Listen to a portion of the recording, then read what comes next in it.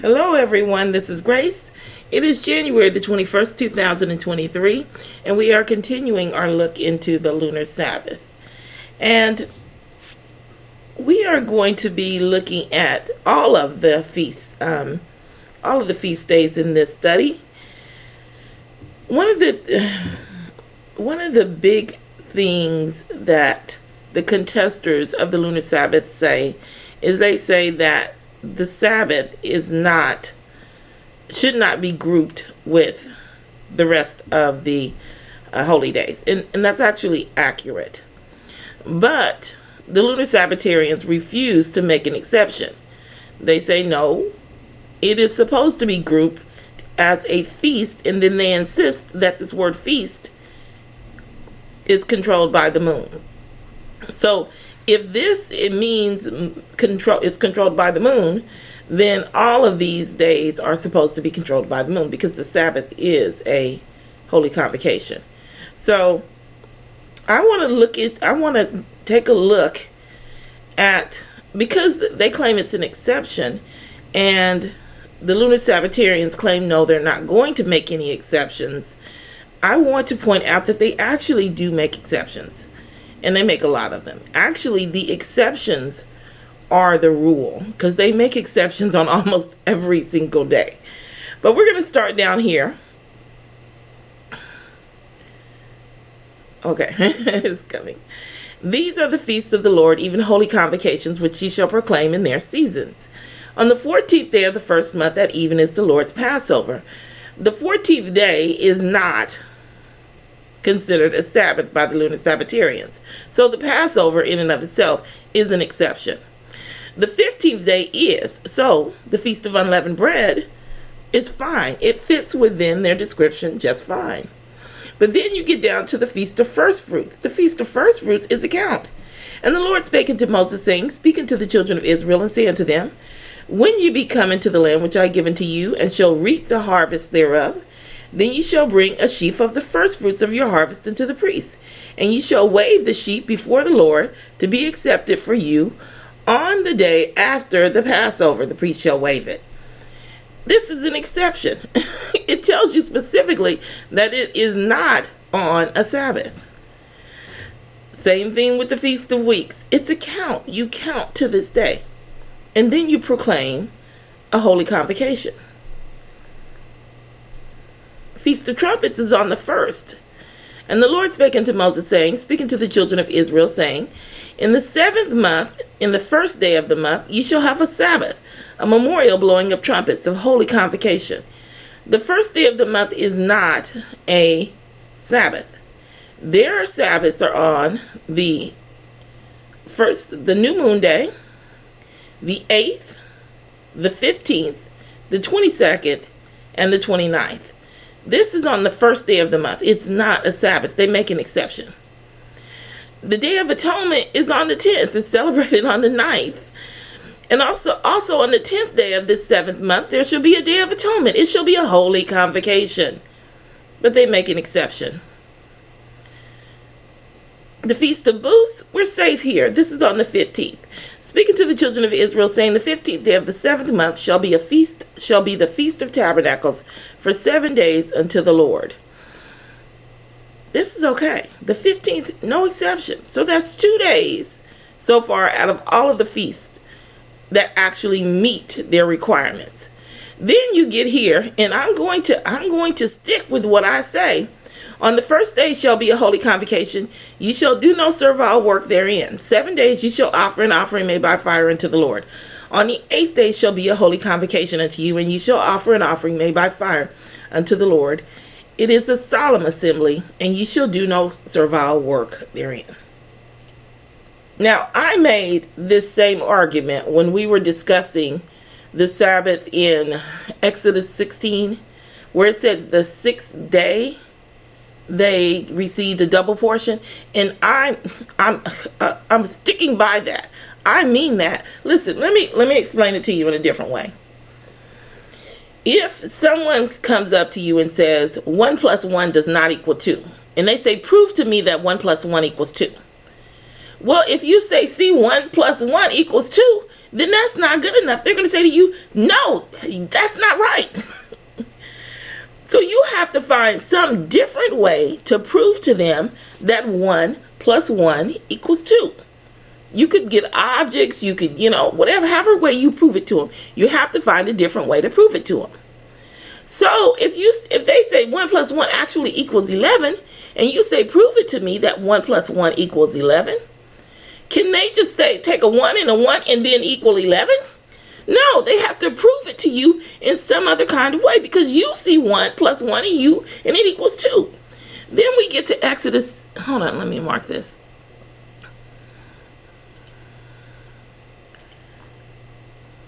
We get to Exodus 16. Now in Genesis it says that the 6th day the 6th day is the day before the Sabbath, and the 7th day is the Sabbath, right? So we get here, and it says, and it came to pass that on the 6th day they gathered twice as much bread, 2 omers for one man, and all the rulers of the congregation came and told Moses. And he said unto them, this is that which the Lord has said, tomorrow is the rest of the holy Sabbath unto the Lord. So we say, see, this is the 6th day. They say, no, this is the 6th working day. Now they've got a whole scripture in Ezekiel which says 6th working day, but it's not here. This says 6th day. They just want to be able to tell you that 1 plus 1 equals 11. That doesn't work. You don't get to claim that this is the 6th working day when you have a whole scripture that says 6 working days. This needs to either say 6 working days, or it needs to say the 7th day, which is the day before the 8th day Sabbath, or it needs to say the 14th day, or it needs to say the 21st day, or it needs to say the 28th day. Incidentally, isn't that scripture here where it says the 21st day? I can't remember where it is, but I wanted to. You can count it. The day 7 days after the feast of unleavened bread is going to be the 21st. So you have the Passover. You have the Passover on the 14th. You have the Feast of Unleavened Bread on the 15th. And then if you count 7 days later, it's going to be the 21st. And that's going to be the feast for the Feast of Unleavened Bread. So that doesn't fit either. That's an exception. So when you get down here, you have the first day of the Feast of Unleavened Bread, which is on a new moon. You have the first day of the Feast of Booths, which is on a new moon. But then after you do your count, you come to the 8th day. That is a date. It does not say anything about working day. It does not say the first working day. It doesn't say Sabbath day. There's no indication here other than they want to tell us what this means. And you can't do that. You can't prove to us that 1 plus 1 equals 11 by giving us the same information that was given in Genesis 1, which you're contesting. You're trying to prove information just by proclaiming that it's right. And no, this is an exception as well. There's no evidence here that this is supposed to be the 22nd. Now the 8th day is supposed to be a Sabbath, but it doesn't work out. If it's on the 7th day and this one is on the 15th, unless they want to change this 15th to the new moon, then we can talk. And then I'll concede that this is the 8th day. But other than that, this is an exception as well. So they make an exception. But guess what? They also make an exception for the Sabbath. Now they won't make an exception for you because they don't want you to keeping the Sabbath on the right day. Well, I'm so sorry. I don't believe that anymore. I don't believe they're intentionally doing it. But I think that they are doing it irregardless as to whether or not it's intentional. Okay? So, I think that's what's leading all of this. Who claims this? Who claims the lunar Sabbath? So it's hard to tell because it's just out there. And more than anything, the people that are doing the talking and the legwork are the disciples. It's not the teachers. Teachers hide behind a whole lot of words. Many words. This is why we're all... The only reason why I'm not brainwashed is because I have gone through these studies in a fog. I listen to video after video after video, and it just goes in one ear and out the other, and I'll leave it on, and then I'll hear something that sparks my attention, and then I'll pay attention. Outside of that, all those many long lectures that they give, trying to poison your mind and scare you into accepting this doctrine, just floated in and out of my brain. It didn't stick. So, because most of you who are subscribers know that I am a sick and shut in, so it just didn't stick. I wasn't healthy enough at the time to pay attention like that. So anyway, there is an exception. So anyway, I unfortunately did not get as brainwashed, but this is not controlled by the moon. I forgot what I wanted to say. All right, let's go on. Sorry. So, 6 days shall work be done, but the seventh day is the Sabbath of rest and holy convocation. You shall do no work therein. It is the Sabbath of the Lord in all your dwellings. So how do they make an exception for the Sabbath? See, what they do is, the Sabbath is actually H7676. What they'll do is they'll take all of these feast days, which are holy. Let's read this again. Speaking to the children of Israel and saying to them, concerning the feast or appointed times of the Lord, which ye shall proclaim to be holy convocations, even these are my feasts. These are all rest days. You'll see the 7677 to describe all of them. These are the feasts of the Lord, even holy convocations. Holy convocation, they're just rest. The Sabbath is not, it's a rest. So it's close in number, but it's its own day. But they proclaim all of these to be Sabbaths, but they're really just rest days. They'll say, okay, well, this is on the 15th, so it's a Sabbath. No, it's not. It's a rest. They'll say this. They'll say, well, the trumpets is on the 1st, or, well, they don't. The new moon is a rest, so it's a Sabbath. It's not. It's a rest. As a matter of fact, the only other day in the feast days that is compared to a rest is the Day of Atonement. And this is an exception. It's not on their day. So all of these exceptions that they have, they want to trick your mind into, I'm not trying to be mean, I'm trying to be honest, but it seems like I'm coming across mean, and I'm really honestly not trying to be mean. I'm just trying to be honest. It's a mind game is what's being played. And there's no other way to say it. There just isn't. They're not Sabbaths, but they call them Sabbaths. And then they say, so we're going to keep the Sabbath on the 8th day, on the 15th, because you have all of these Sabbaths on the 15th, and we're going to keep them on the 22nd because you have Sabbaths on the 22nd. And then they just throw in the 29th. You see, they're keeping a succession of Sabbaths, and they have absolutely no scriptural doctrine to prove it. The only way we know the dates of these Sabbaths is by comparing them to the dates that are given on the feast day rest. We know the dates of the rest, R-E-S-T-S.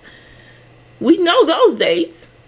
And so we can use those dates in order to calculate a Sabbath.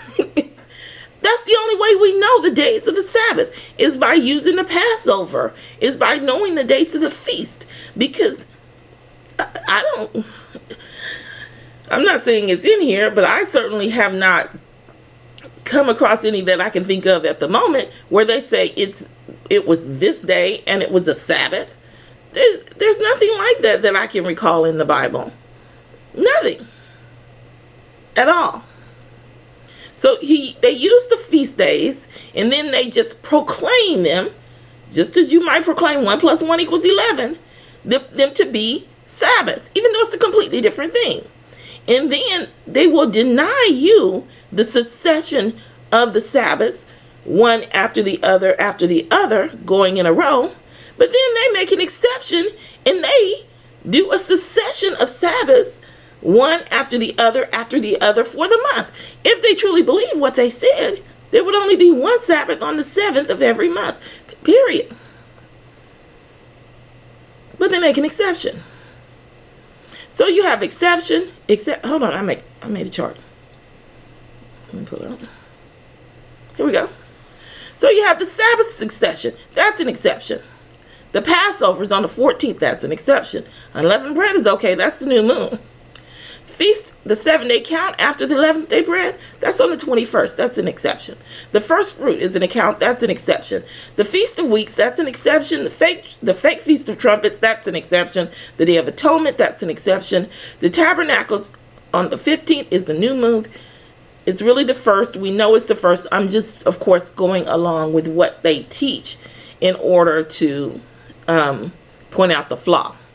But we know that this is the full moon. It's on the 1st of the month. But this is okay.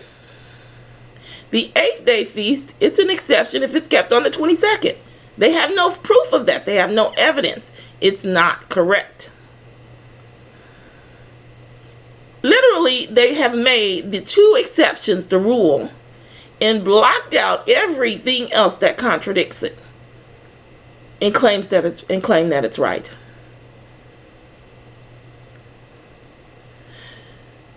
One has to wonder how in the world did they pull this off? Oh, wait, I already know. I've been talking about it. I didn't say that. They brainwash you. That's the only thing that's what I've come up with. If you guys can come up with something better, because I cannot shake the feeling that you guys are still thinking of this as the month. But that's okay, because I know how to brainwash you. I know how to. I'm certain I do.